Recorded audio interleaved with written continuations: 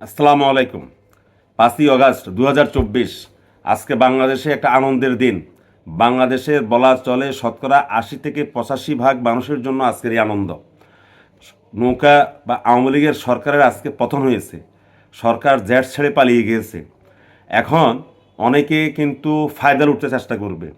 বাংলাদেশে যেমন বাংলাদেশের মানুষ শান্তিপ্রিয়, তেমনি বাংলাদেশের কিছু সংখ্যক হাতে গোনা কিছু লোক আছে এরা মতলববাজ। এরা এই সুযোগে পুরনো শত্রুতা উদ্ধার করার চেষ্টা করবে।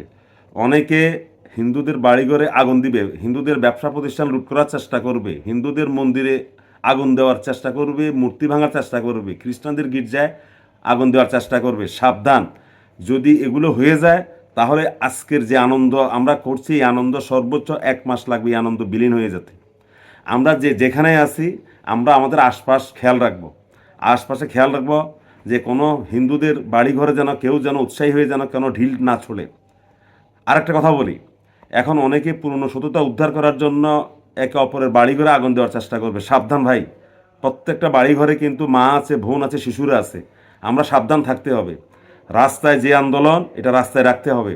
রাস্তার আন্দোলন যেন আমরা বাড়ির ভিতরে গিয়ে বাড়িঘরের উপর যেন হামলাতে নিয়ে না যাই, কারো ব্যবসা প্রতিষ্ঠানে ধ্বংসাত্মক করার জন্য আগুন দেওয়ার জন্য চেষ্টাতে নিয়ে না যায় ভাই। এই বিষয়টা যদি আমরা খেয়াল না রাখি তাহলে যে ছাত্ররা যে মারা গেল, আজকে দীর্ঘদিন যে ছাত্ররা যে আন্দোলন করলো, এই ছাত্রদের রক্ত সব ভাই বৃথা যাবে, সব বৃথা যাবে। 1 মাস লাগবে সর্বোচ্চ, সব সব সব বৃথা যাবে। সবাই সতর্ক থাকবেন। আশা করি সবাই ভালো আছেন।